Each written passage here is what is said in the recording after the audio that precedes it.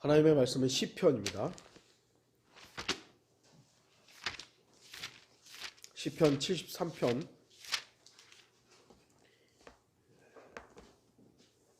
1절에서 3절입니다. 가능하면 여러분들 나눠드린 프린트물은 참고를 하시고 시편 73편을 이렇게 다 펴놓으십시오. 펴놓고 오늘 좀 봐야 될 부분이 시편 73편 전체적으로 좀 봐야 될 부분이 있어서요. 이렇게 펴놓으시고 그다음에 다른 구절들은 이렇게 프린트물을 참고하셨으면 좋겠습니다. 제가 말씀을 읽도록 하겠습니다. 아삽의 시.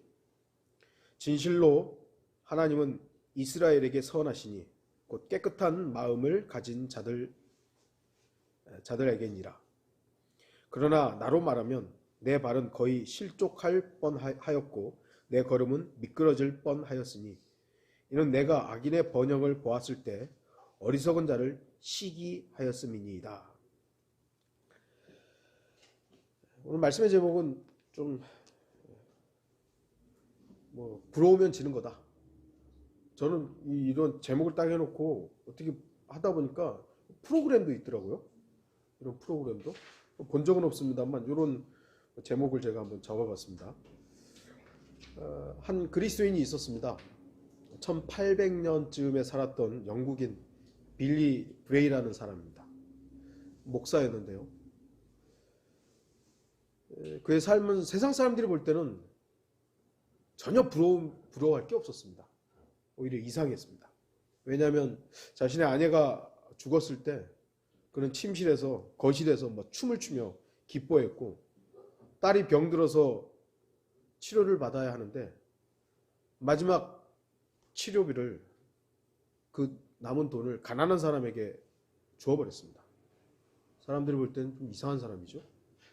그러나 빌리 브레이는 아내가 죽었을 때 오히려 기뻐하며 나의 아내 조에이는 빛나는 영광을 지닌 사람들에게로 갔도다. 찬란한 천사들과 함께 거하니 영광이 있으라. 그렇게 말했고 비록 아내는 죽었으나 그것이 끝이 아니었으며 하나님께서 그녀를 이끌어 고난 많고 슬픔 많은 이 세상이 아니라 저 하늘의 영광 속으로 들어갔음을 진심으로 믿었던 것입니다. 물론 이런 믿음을 우리가 똑같이 표현하기는 참 어렵죠. 우리 자매가 제가 먼저 주님을 만나러 갔을 때 우리가 과연 이렇게 기뻐할 수 있을까? 똑같지는 않지만 우리는 그걸 믿고 있는 거잖아요. 또한 딸이 병들었을 때도 물론 좀 이상할 수 있습니다. 지나쳤다고 말할 수도 있습니다만 빌리 브레이는 자기 앞에 구걸하는 더 고통스럽고 더 위급한 사람을 외면할 수 없었고 딸의 치료비를 줘버린 거예요. 그리고 하나님께 맡겼던 것입니다. 무릎 꿇고 하나님께 자신의 딸을 치료해달라고 기도했고 하나님께서는 그의 기도에 응답하셔서 기적적으로 낫게 되었습니다. 어떤 그리스도인은 그에 대해서 이렇게 말을 합니다. 빌리 브레이는 큰 집회를 개최해 본 적이 없었지만 죽을 때까지 꾸준하고 신실하게 복음을 전했고 그가 가는 곳마다 사람들을 그리스도께로 인도하려고 노력을 했다. 항상 성공했던 건 아니지만 그의 삶 가운데서는 항상 예수 그리스도를 전했던 것입니다. 그는 성경이 말씀하는 대로 순수하게 실천했으며 비록 가난과 모진 아픔 속에서도 하나님을 의지하는 그 신뢰를 결코 중단하지 않았던 것입니다. 세상은 이런 사람을 부러워하지 않습니다. 세상은 이런 사람을 이상하다고 합니다. 광신자라고 말합니다. 하나님께서는 그런 사람들에게 자신의 선하심을 베풀고 또한 그들에게 세상 사람들이 갖지 못하는 놀라운 기적들과 기쁨과 평안을 누리게 하시는 것입니다. 세상은 결코 누릴 수 없는 것들을 바로 주님을 사랑하고 주님을 신뢰하는 사람은 누리게 되는 것이죠. 오늘 시편 73편 1절은 말씀합니다. 진실로 하나님은 이스라엘에게 선하시니 곧 깨끗한 마음을 가진 자들에게니라. 물론 이 이스라엘이라는 건 실제로 이스라엘을 말하는 것이지만 영적으로 우리에게 적용한다면 우리에게도 적용 가능하죠. 깨끗한 마음. 깨끗한 마음. 깨끗하다는 것은 죄가 없다는 걸 말하는 게 아니에요. 하나님 앞에 어떤 자세를 갖느냐, 그걸 말하는 것이지, 깨끗한 마음은 뭐 결점이 하나도 없는 그런 걸 말하는 게 아니에요. 여러분들, 하나님의 선과 인간의 선이 같습니까? 하나님의 선은 절대적인 거예요. 근데 인간의 선은 선하다라고, 우리가 아무리 선하다 해도 하나님의 절대선에는 접근할 수 없어요. 그냥 우리가 볼 때 선하게 보이는 것 뿐이죠. 깨끗한 마음이라는 것도 우리 하나님이 요구하시는 깨끗한 마음은 자세를 말하는 것이지, 결점이 아무것도 없는 그걸 말하는 게 아닙니다. 오늘날 우리 주변에는 선하신 하나님을 의지하고 세상에 있는 것들을 부러워하고 시기하는, 하나님을 의지하지 않고 세상에 있는 것들을 부러워하고 시기하는 기독교인들이 너무 많습니다. 그리스도인들도 사람이기 때문에 눈에 보이고 귀로 듣고 이런 것들에 영향을 받습니다. 하나님을 믿지 않는 사람들이 더 잘되고 불의한 자들이 더 부유하고 더 건강한 것을 보게 되면 문득 부럽고 시기심이 있을 수 있죠. 또한 그들의 성공담을 귀로 듣게 되면 나 자신과 비교할 수 있습니다. 뭐 어떻게 해서 돈을 벌었더라, 저렇게 해서 뭐 돈을 벌었더라, 그런 성공담들 막 끊임없이 나오잖아요. 그래서 서점 가보면 성공담, 그런 뭐 주식 투자를 해서 돈을 벌었니, 코인을 해서 돈을 벌었니, 그런 책들이 엄청나게 나와 있어요. 그거 보면 다 돈 벌 것 같죠. 부럽죠. 시기심도 나오죠. 그러나 중요한 사실은 이러한 부러움과 시기심이 계속되면 그리스도인의 삶에 치명적인 해를 끼친다는 것입니다. 사도 바울은 고린도전서에서 시기는 철저히 육신적이라는 것을 지적합니다. 고린도전서 3장 3절, 너희는 여전히 육신적인 사람이라. 너희 가운데 시기와 다툼과 분열이 있으니 어찌 너희가 육신적이 아니며 사람을 따라 행하는 자가 아니리요. 육신적인 사람의 특징은 시기예요. 시기. 시기라는 단어를 주목하십시오. 이 시기라는 단어는 다른 의미로 부러움을 말하는 겁니다. 부러움이란, 이 부러움이 어떻게 보면 얼마나 많은 그리스도인들을 낙담케 하는지 모릅니다. 세상을 부러워하고 세상을 시기함으로 인해서 낙담하는 것이죠. 이런 부러움과 시기, 비교의식이 많은 그리스도인들을 육신적으로 만들었던 것입니다. 육신적으로 살게 했던 것입니다. 하나님이 원하시는 삶이 아니라 육신이 원하는 삶을 살다 보면 사는 사람들이 결국 시기심, 세상에 대한 부러움, 이것으로 인해서 결국 육신적이 되는 것이죠.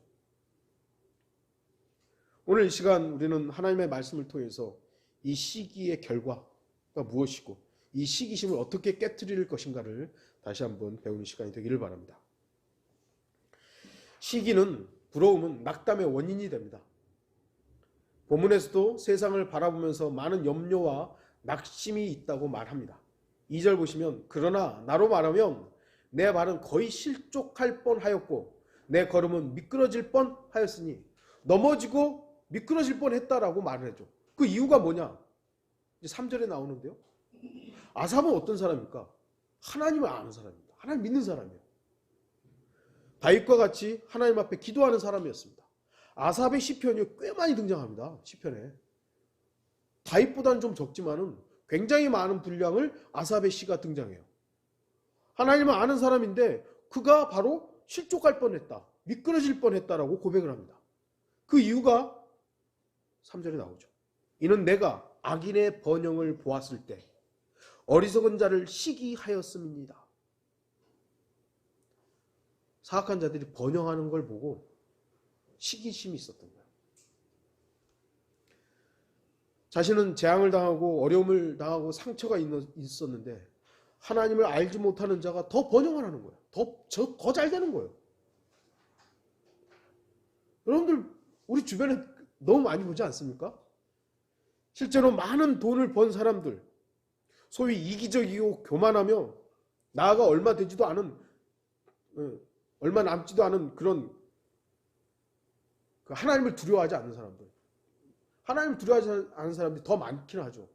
이런 사람들, 그 갑부들 막 보면은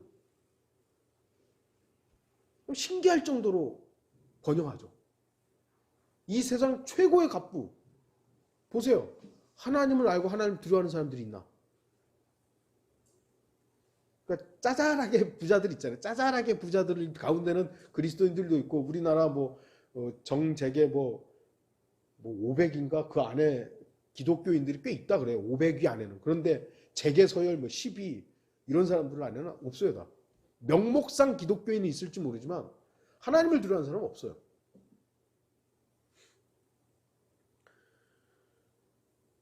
오늘날 이렇게 세상 속에는 성경적으로 불의한 자들임에도 불구하고 더 번영하고 더 많은 것을 가진 자들이 많이 있습니다.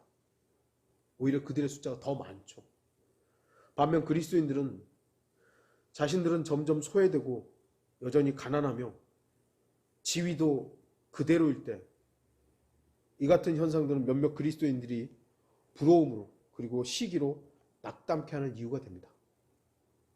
잘 살고 싶은데 뭘 해도 안 되고 조금 더 부자가 되고 싶고 더 인정받고 싶은데 안 되는 거예요. 막 세상을 보면 세상은 잘 되고 세상은 막 번영하고, 야 하나님 두려워하지 않은 사람은 저렇게 잘 되고,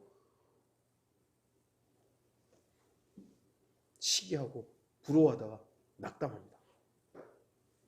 그러나 성경은 말씀합니다. 시기는 뼈를 썩게 한다고 합니다. 잠언 14장 30절, 건전한 마음은 육신의 생명이나 시기는 뼈를 썩게 하느니라. 여러분들 뼈 썩는 거 보신 적 있으세요? 정말 오래 갑니다. 제 할아버지도 이장을 한다 그래서 가서 이제 봤더니 뼈도 썩긴 하더라고요. 근데도 수십 년 동안 무덤에 있었는데 이렇게 이장하려고 파헤쳐 봤더니 뼈가 얼마 안 남았어요. 그만큼 뼈는 잘 안 썩어요. 근데도 시기라는 것이 뼈를 썩게 할 만큼 강력하다는 것이죠. 강한 거예요. 또한 아삽이 실족할 뻔한 이유는 그 사악한 자가 죽을 때 고통도 없고 더 강건하다라는 걸 보았기 때문입니다. 4절 보시면 그들은 죽을 때에도 고통이 없고 그들의 힘은 강건하며. 물론 성경적으로 보면 사악한 자들의 비참한 죽음이 있죠. 비참한 죽음이 있어요. 그 대표적인 예가 이세벨일 것입니다. 이세벨은 길거리에서 죽었고 개에게 뜯겨 죽습니다. 그러니까 비참한 죽음이죠. 하지만 오늘날 많은 사악한 자들은 오히려 사람들의 애도 속에 평화롭고 고요하게 죽습니다. 몇몇 사람들은 비참하게 죽죠. 히틀러 같은 경우도 자살해서 죽고 어쩌고저쩌고 비참하게 죽는 몇몇이 있지만 대다수의 악한 사람들은 평안하게 죽습니다. 많은 사람들이 애도하고 아이고 슬퍼해주고 그러죠. 그리고 아삽이 괴로워했던 이유는 사악한 자들이 고난 중에 있지도 않고 재앙을 당하지도 않는 것을 보고 시기했던 것입니다.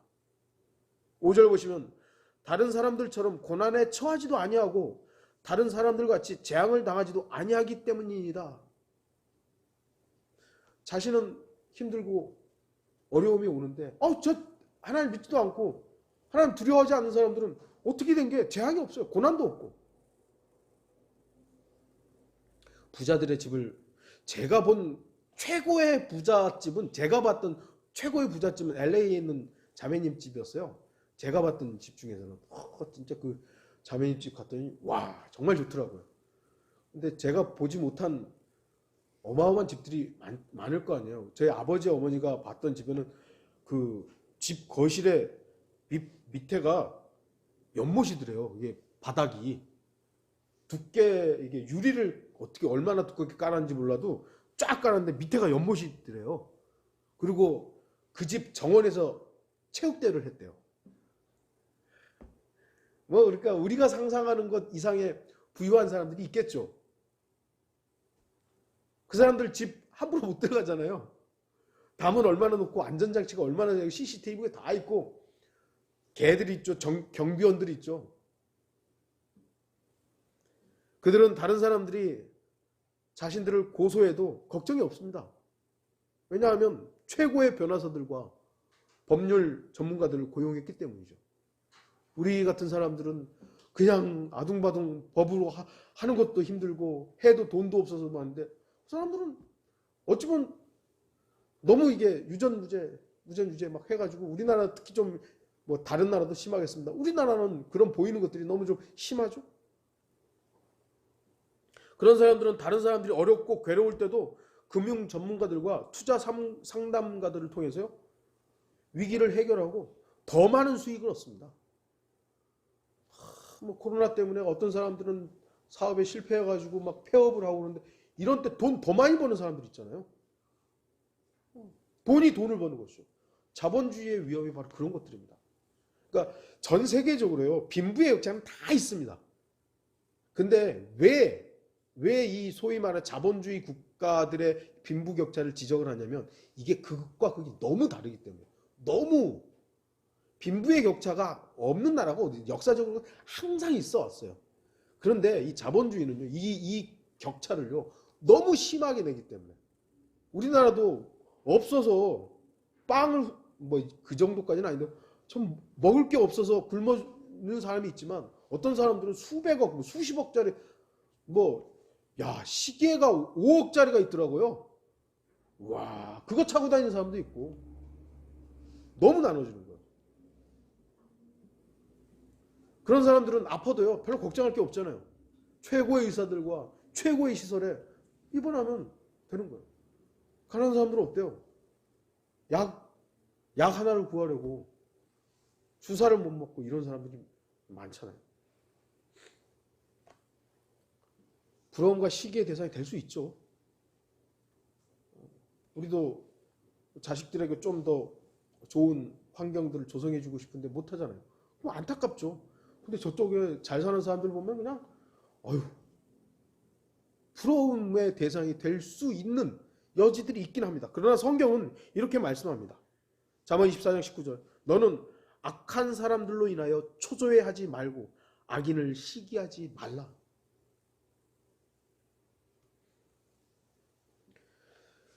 또한 아삽이 실족할 뻔한 이유는 그들은 교만하고 신성모독을 하면서도 어떠한 재앙도 닥치지 않는다고 생각했기 때문입니다. 73편 8절에서 9절 보시면 그들은 부패하였고 압제에 관하여 악하게 말하며 거만하게 말하고 그들의 입은 하늘들에 대하여 열어두었으며 그들의 혀는 땅을 두루 다니나이다. 이게 뭐냐, 하늘에 대해서 하나님을 지금 대적하는 거예요. 땅을 두루 다닌다는 건 땅에 대해서도 지들 마음대로 말하고 싶은 대로 말한다는 거죠. 부유한 자들은 너무나 교만해서 가난한 사람들을 우습게 여기며 검은 폭력으로 사람들을 압제합니다. 어떤 사람들은 검은 다이아몬드 여러분 들어보셨어요? 아프리카에 그다음에 레드 다이아몬드, 하여튼 다이아몬드를 캐기 위해서 엄청난 다이아몬드가 값이 어마어마하잖아요. 근데 그걸 캐기 위해서 아프리카의 가난한 노동자들이 자신의 생명을 담보로 그걸 캐고 있는 거예요. 인권이고 뭐가 없어요. 자신들의 욕망을 채우기 위해서 인간은 도구에 불과하게 된 거예요. 그런 거 보면 와, 하나님 왜 이런 일들이. 그러나 다시 말씀드리지만요, 그건 인간의 죄로 인한 욕망에 의한 것들이지 하나님께서 그것을 기뻐가지고 그렇게 해라 하신 거 아니에요. 인간들이 그렇게 하고 있는 거예요. 그런 자들은 자신들이 원하기만 하면 사람들을 죽일 수도 있고 불구자로 만들 수 있다고 생각합니다. 실제로 돈으로, 권력으로 모든 것들을 좌우하는 것들을 우리는 보고 있잖아요. 네. 돈 많은 사람들은 감옥에 들어가도 금방 나오고 돈 없는 사람들은 어떻게 보면 더 많은 형벌을 당하고 실제로 그런 것도 우리가 보고 있잖아요. 사악한 자들의 거만은 가난한 자들을 압제하고 폭력을 행사하며 전혀 양심의 가책을 받지 않습니다. 그들은 돈을 사랑하기 때문에 사기치고 인간의 명예, 자기들을 더 사랑하기 때문에 거짓을 눈감으며 뇌물을 주고 쾌락을 사랑하기 때문에 음란한 방송이라든지 음란한 산업에 찬성표를 던지는 겁니다. 자기들의 이익을 위해서 일하는 거죠.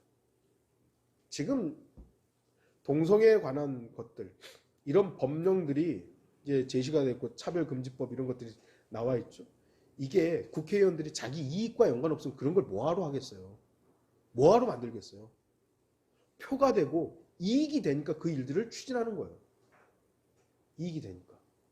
자기하고 아무 상관없는데 그런 법을 만들겠습니까? 그러면서 그런 자들은 이렇게 얘기해줘. 11절 보시면 하나님께서 어떻게 아시겠느냐? 지극히 높으심 있게 지식이 있겠느냐? 하나님 모른다. 하나님 없다. 하나님이 이거에 무슨 상관이 있냐? 그들 그렇게 얘기하죠. 마치 소돔과 고모라인들처럼 노아의 홍수 때의 사람들처럼 사악한 사람들은 그들의 입을 하늘을 향해 버리고 하늘에 계신 하나님을 모독하며 점쟁이들을 찾아오고 무당을 부르며 땅에 세운 자신들의 우상들을 숭배합니다. 우리나라만큼 이 점을 치고 무당에게 이게 대기업 총수들도 그런 사람들한테 물어본대요. 우리나라 지금 이제 대통령 된 사람도 그거 연관됐다고 지금 뭐 한때 말이 많았는데, 아니 이게 지금 우리나라는요, 그게 오래된 겁니다. 샤머니즘이 오래된 겁니다. 그래서 마치 나는 안 하는 것처럼 우리나라 기독교인들 보세요. 새벽에 나가가지고 이렇게 빌던 게 새벽 기도가 된 거 아니에요. 기독교가 돼버린 이 샤머니즘적인 것들이 목사한테 가가지고 기도해 주세요. 점쟁이한테 가가지고 하는 거하고 대상과 명칭만 달라진 거예요. 그러니까 막 뭐 욕을 하는데요. 자기들도요 맨날 그 무슨 오늘의 운세 보잖아요.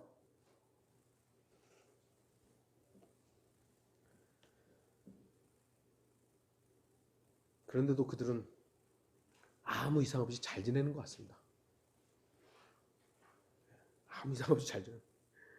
그러나 아무리 깨끗한 마음을 가지고 선한 양심으로 산다 해도 그들을 보면 시기심이 나고 부러움이 생길 수도 있습니다. 우리도 육신을 입고 있고 인간이기 때문에 그런 것들을 보면 야 나도 좀 갖고 싶은데, 나도 저런 걸 좀 누리고 싶은데, 이런 마음이 생길 수 있습니다. 그러나 조심하십시오. 시기는요 배교의 원인이 됩니다. 아삽은 이와 같은 것들을 보면서 하나님께로 가는 발이 실족할 뻔하고 미끄러질 뻔했다고 고백을 합니다. 근데 뻔했다라는 거죠. 하진 않은 거예요. 넘어질 뻔하고 미끄러질 뻔했다. 근데 어떻게 해서 이것이 바로잡혔는가?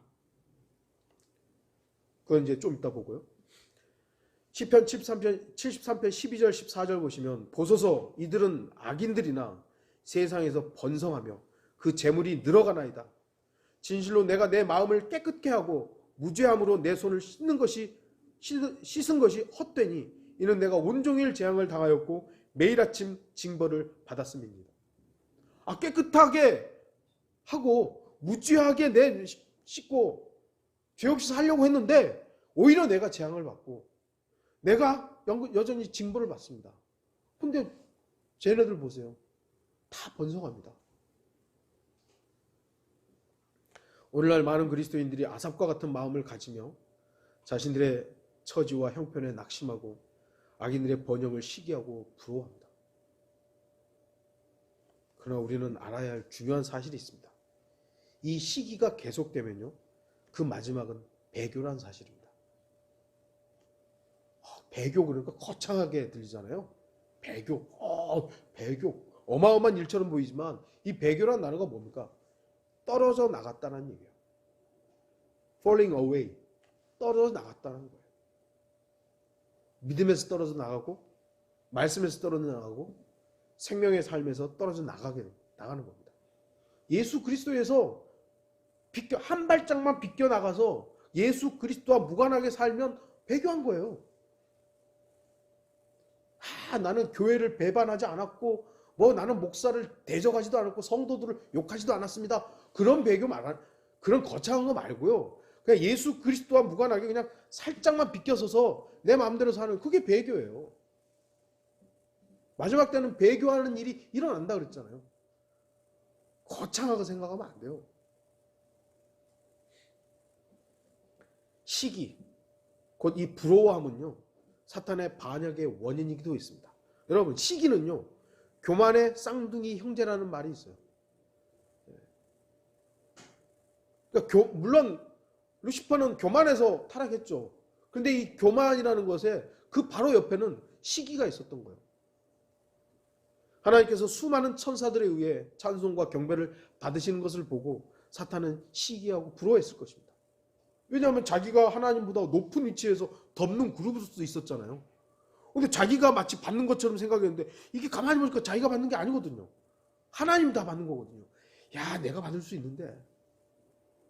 그래서 반역했던 것이죠. 이사야 14장 14절 내가 구름들의 높은 곳들 위로 올라가 내가 지극히 높으신 분같이 되리라.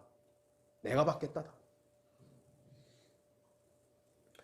또한 유대인들도 예수 그리스도를 시기해서 십자가에 처형하도록 넘겨주었죠.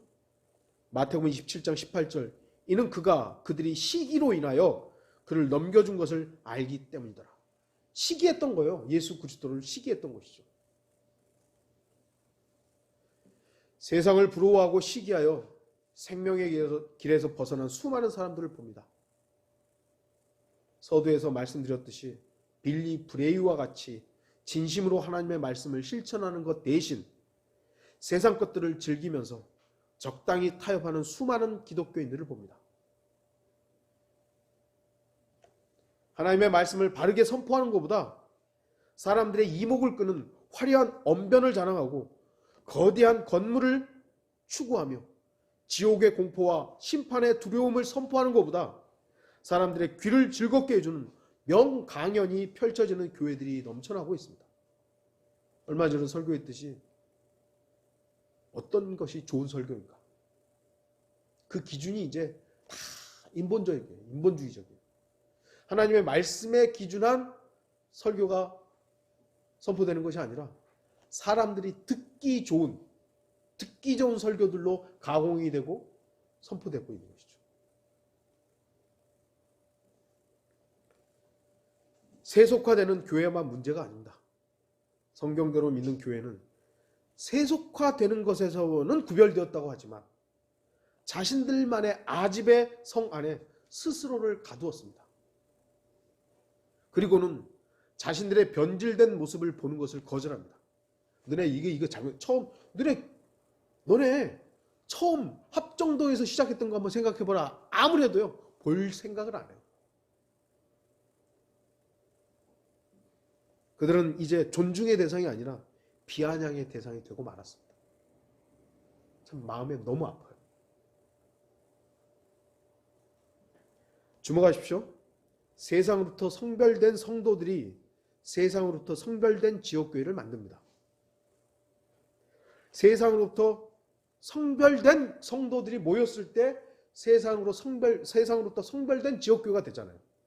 세상을 사랑하는 성도들이 모이면 그 교회는 세상을 사랑하는 교회가 되는 거예요.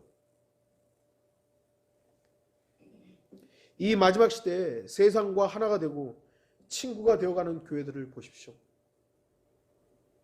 자신들이 하나님과 원수되고 있다는 사실을 애써 눈감은 채 세상을 부러워하고 세상을 향해 장막을 친 롯처럼 자신들의 멸망을 준비하고 있는 것입니다.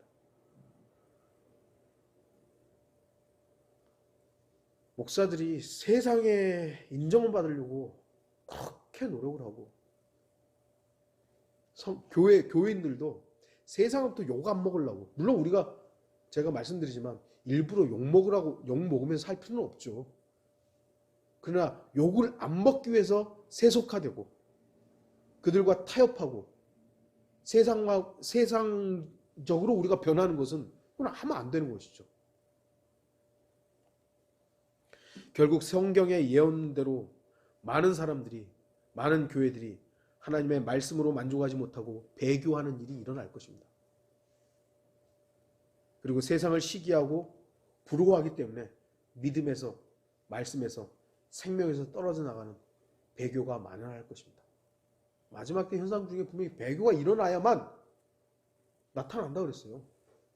그 배교가 거대한 물결에서 옛날처럼 카톨릭이 배교하고 뭐 이런 것으로 과연 일어날 것인가? 저는 그거보다 개인들의 배교가 결국 큰 흐름을 만든다는 것이죠. 예수님이 지적했듯이 믿음을 찾아볼 수 있겠느냐? 이 시기심을 어떻게 이겨야 합니까? 어떻게 악한 시기심을 처리해야 합니까?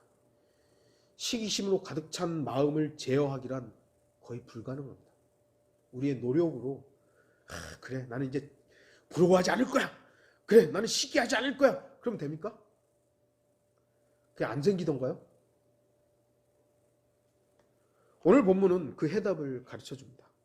시기로 인해 실족하고 미끄러지던 아삽은 어느 순간 그 시기심이 아무것도 아니라는 것을 깨닫게 됩니다. 그것은 바로 그 하나님의 성소에 들어갔을 때였습니다. 17절 보시면 내가 하나님의 성소에 들어가서야 그들의 종말을 깨달았나이다. 낙심하고 실족한 그리스도인이 새로운 생명력을 회복할 수 있는 것은 오직 주님과의 깊은 교제 속에서 선하신 하나님을 만나는 것입니다. 하나님을 회복하면 간단해요. 하나님을 회복하지 않고 예수 그리스도를 회복하지 않고 자기 결심만으로 나는 이제 시기심 안 가질 거야. 나는 안 부러워할 거야. 소용이 없어요. 어떤 책도 일반적인 책도 어떤 교제도 어떤 나눔도 어떤 찬양과 경배도 근본적인 문제를 해결할 수 없습니다. 가장 근본적인 건 주님을 회복해야 되는 거죠. 그리스도인이 아니라면 주님을 만나서 구원받아야 되는 것이고요. 구원받은 하나님의 자녀라면 내가 하나님으로부터 예수 그리스도로부터 약간 비껴있는 이것을 회복해서 주님과 회복해야 되는 것이죠. 나의 다친 눈을 열어주고 굳어진 마음을 다시 회생시키는 것은 오직 주님과의 깊은 교제, 주님을 회복하는 것입니다. 아삽은 세상을 보니까 너무 이 시기심이 나거든요. 저 악한 사람이 잘 되는 거예요. 야, 왜 저들이 잘 되는 거죠? 실족할 뻔한 거예요. 미끄러질 뻔한 거예요. 그러다가 하나님의 성소, 거룩한 곳인 주님을 딱 만나니까 그들의 종말을 보게 된 것이죠.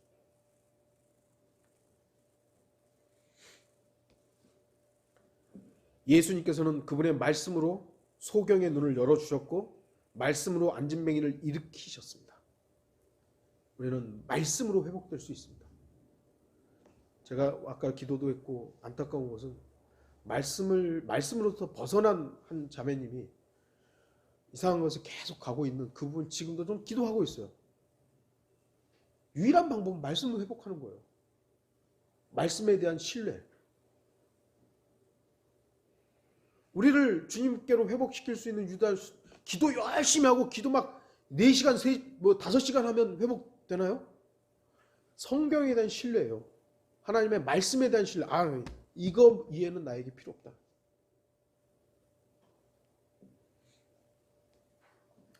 나에게 주시는 하나님의 말씀이 나의 죽은 마음을 소생케 하고 진리를 깨닫게 해주는 것입니다. 아삽이 하나님 앞으로 나아갔을 때 하나님께서는 그의 눈을 열어주셨고 자신이 시기하는 그 대상들이 아무것도 아니란 사실을 알려주셨습니다. 지금까지 하나님께서 자신을 옳은 길로 인도하고 계셨다는 것을 알았던 이게 옳은 길이구나. 남들이 볼 때는 하찮고 남들이 볼 때는 비난하고 남들이 볼 때는 조롱했던 그 길이 이 길이 옳은 길이구나. 아삽은 자신의 어리석음을 이렇게 고백합니다. 22절 보시면 내가 이처럼 어리석고 무지하였으니 주 앞에 한 짐승과 같았나이다. 하나님을 만나지 않는 사람, 하나님과 교제하지 않는 사람, 하나님을 회복하지 못하는 사람, 짐승 같습니다. 시편 49편 20절 사람이 존귀에 처해 있어도 깨닫지 못하면 멸망하는 짐승들과 같도다. 사도 바울도 자신 안에 사탄의 사자, 즉 몸에 질병이 있었죠. 그것을 바라봤을 때는요 힘들었어요. 불만족스럽고요. 그리고 주님 앞에 이거 좀 없애달라고 기도하잖아요. 주님 이거 너무 힘듭니다. 이거 좀 없애달라고. 그러나 그가 하나님께 기도했더니 하나님께서는 그의 눈을 열어주십니다. 그래서 고백하죠. 고린도후서 12장 9절 주께서 내게 말씀하시기를 내 은혜가 내게 충분하도다. 이는 내 능력이 약한 데서 온전하게 됨이니라 하셨느니라. 그러므로 내가 오히려 매우 기쁘게 나의 약한 것들을 자랑하리니 이는 그리스도의 능력이 내게 거하게 하려 함이라. 지금 우리 각자 연약함도 있을 것입니다. 저 역시도 마찬가지고. 충분하다. 그럼 여러분 뭐 하겠어요? 뭐라고 하시겠어요? 아니요, 더 주세요. 더 주세요. 아, 이거 말고 더 주세요. 이게 아니잖아요. 아, 감사합니다. 감사합니다. 여러분도 세상만을 바라보게 된다면 세상이 부럽고 시기의 대상이 될 뿐입니다. 그러면 사탄의 속임수에 넘어가게 됩니다. 오늘 청년들이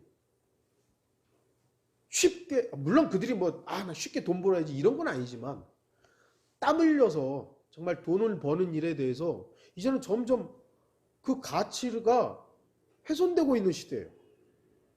주식을 해가지고 앉아서 몇 억씩을 버니까 나가서 땀 흘리는 것에 대해서는 뭐 그렇게 힘들게 일하냐고. 코인 해보라고 몇십 배, 몇백 배, 앉아가지고 그 몇 시간 안에 막 수십억 이렇게 벌 수가 있다는데 뭐하러 그렇게 열심히 일하냐, 땀 흘려서. 이런 시대가 돼버린 거예요. 대통령 후보라는 사람들이 그걸 자꾸 강조하고. 이 나라가 어떻게 돼? 물론 그 주식이라는 것을 통해서 많은 자금들이 회전되어서 경제가 돌아가야 되는 부분이 있지만 그걸 왜 청년들한테 부추기냐고요.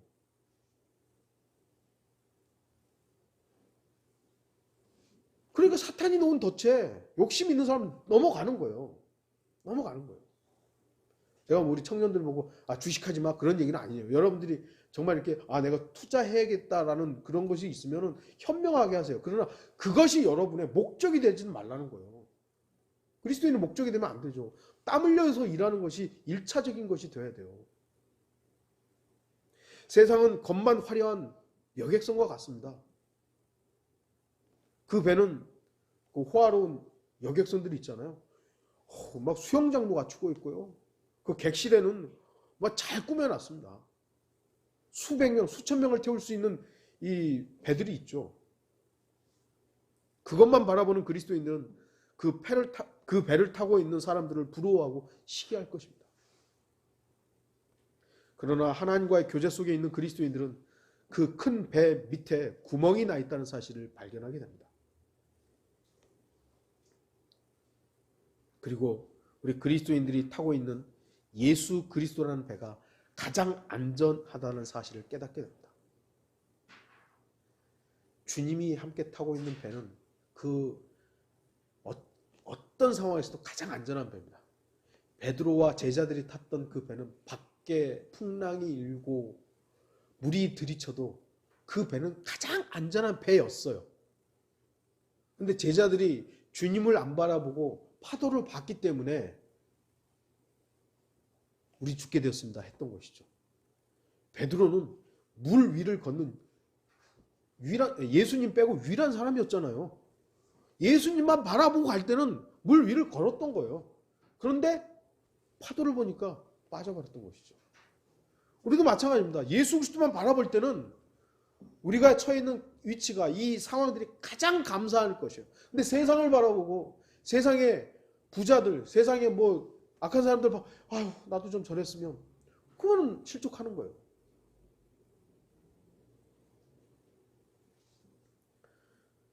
여러분들 배가 구멍 났는데 누가 타려고 하겠습니까? 그거 알면서도 타겠어요? 아무리 많은 돈을 가지고 있다 해도 내일 죽는다면 누가 그 사람을 부러워하겠습니까?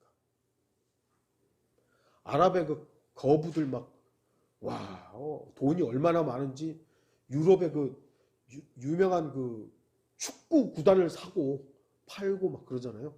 그게 200만 원 가지고 되겠어요? 수천억, 수백억, 수천억씩 주고 왔다 갔다 할 거 아니에요. 그런 거 보면 여러분들 부러우세요? 저는 별로 안 부럽던데요. 별로가 아니라 안 부럽던데요. 왜? 그거 저는 상관이 없으니까. 상관이 없으니까.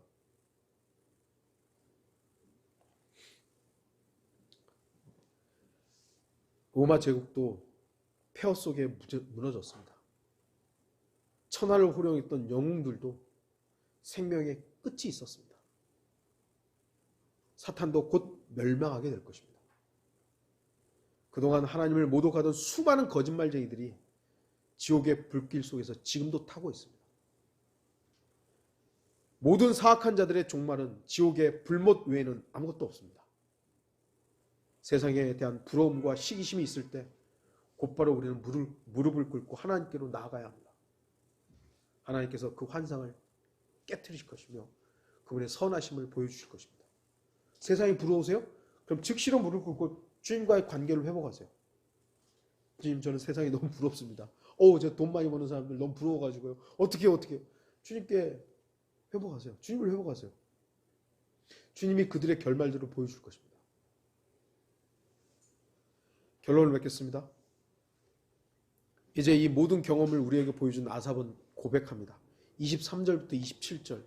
그럼에도 내가 항상 주와 함께하오니 주께서 내 오른손을 붙잡아 주셨나이다. 주께서는 주의 권고로 나를 인도하실 것이요 후에는 나를 영광으로 영접하시리이다. 하늘의 주 외에 누가 내게 있으리요? 땅 위에도 주 외에는 내가 사모할 자가 아무도 없나이다. 내 육신과 내 마음은 쇠잔하나 하나님은 내 마음의 힘이시요 영원히 나의 분깃이시니이다.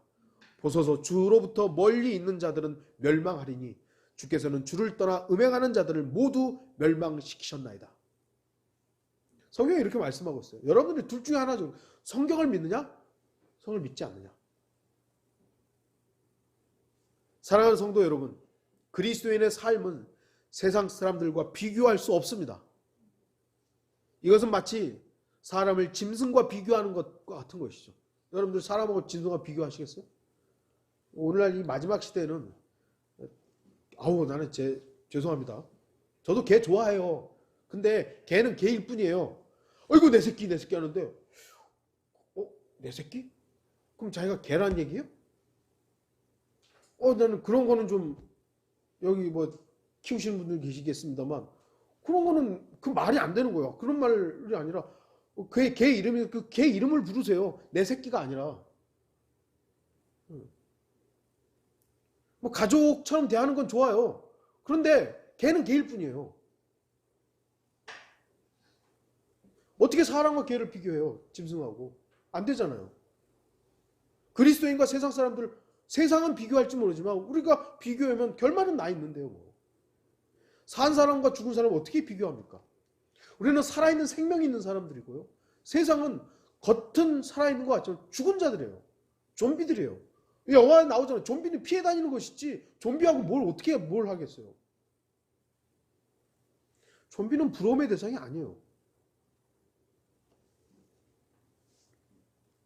성경은 분명히 말씀합니다. 선하신 하나님만을 신뢰하라고 말씀합니다. 28절 맨 마지막 절이죠. 그러나 하나님을 가까이 하는 것이 내게 좋으니 내가 주 하나님을 신뢰하여 주의 모든 역사를 전파하리이다. 하나님을 가까이 하는 것이 내게 좋으니. 여러분 이 말씀을 기억하십시오. 혹시 이 자리에 세상에 어떤 사람을 부러워하는 사람이 있습니까? 아니면 세상에 어떤 것들을 부러워하고 시기하고 그것을 추구하며 쫓는 사람이 있습니까? 주의하십시오. 세상만을 바라보면 낙담할 것밖에 없습니다. 여러분, 저도 어렸을 때, 중고등학교 때 그런 생각, 나는 왜 좀 부잣집에서 태어나지 못했을까? 막 그런 생각을 했었어요. 목사 집안, 우리 아버지, 어머니가 목사 집안에 부유하지도 못하고, 정말 좀 부자는 아니었지만, 그렇다고 찌질이도 가난한 것도 아니지만, 제가 볼 때는 가난했던 것이죠. 그래가지고 왜 나는 부잣집에 태어나지 못했을까? 근데 생각해 보세요. 퍼센테이지로.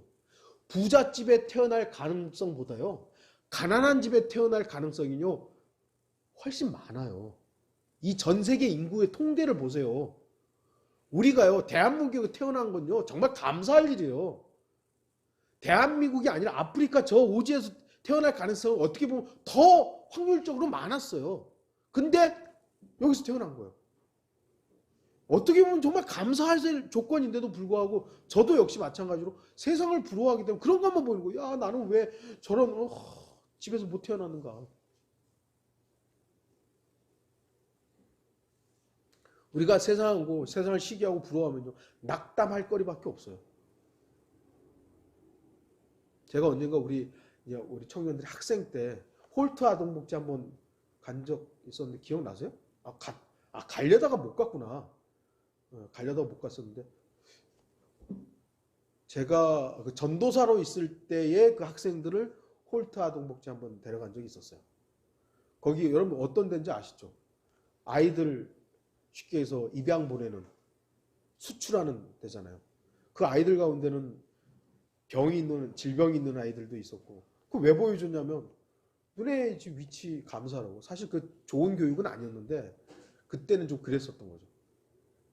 그 아이들을 어떻게 보면은 견학의 대상으로 삼는 자체가 제가 좀 생각이 좀 짧았던 거지만, 그때는 좀 그런 모습을 통해서 너네의 위치를 감사할 줄 알아라, 뭐 이런 식으로 했는데, 우리 학생들도 우리 청년들도 지금의 위치에 감사하지 못하고 지금의 위치에 하나님의 은혜를 모르면 나는 왜 다른지, 나는 왜 아니요, 퍼센테이지로 보면 여러분들은 더 어려운 가정에서 태어날 가능성이 더 많았지만 여기 있는 거예요.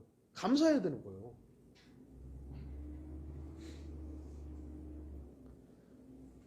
세상만 바라보면 믿음에서 떠날 수밖에 없습니다. 세상이 부럽고 시기가 나면 즉시 주님을 회복하십시오. 하나님께 눈을 열어달라고, 나를 위해 예비하신 주님의 놀라운 계획을 보여달라고 기도하십시오. 선하신 하나님께서는 여러분에게 분명히 보여주실 것이에요. 말씀으로 이미 다 나와 있어요. 지금은 어찌 보면 세상 사람들이 부러워할 게 없지만 어느 날, 어느 순간 우리가 휴거되고 그리고 땅에 내려와서 통치할 때 모든 사람의 부러움의 대상이 될 겁니다. 모든 사람의. 세상이 아닌 주 하나님을 바라봄으로 세상을 이기는 현명한 성도들이 되길 바랍니다. 세상은 부러움의 대상이 아니에요. 어떻게 보면 세상은 저주의 대상이죠.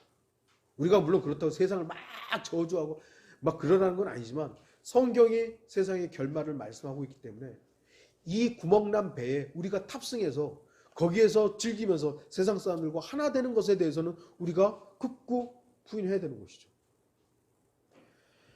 요한일서 2장 15절 17절을 읽고 마치도록 하겠습니다. 세상에 있는 것들도 사랑하지 말라. 누구든지 세상을 사랑하면 아버지를 사랑함이 그 안에 있지 아니하니, 이는 세상에 있는 모든 것이 육신의 정욕과 안목의 정욕과 생의 자랑이요 아버지께 속한 것이 아니라 세상에 속한 것이기 때문이라.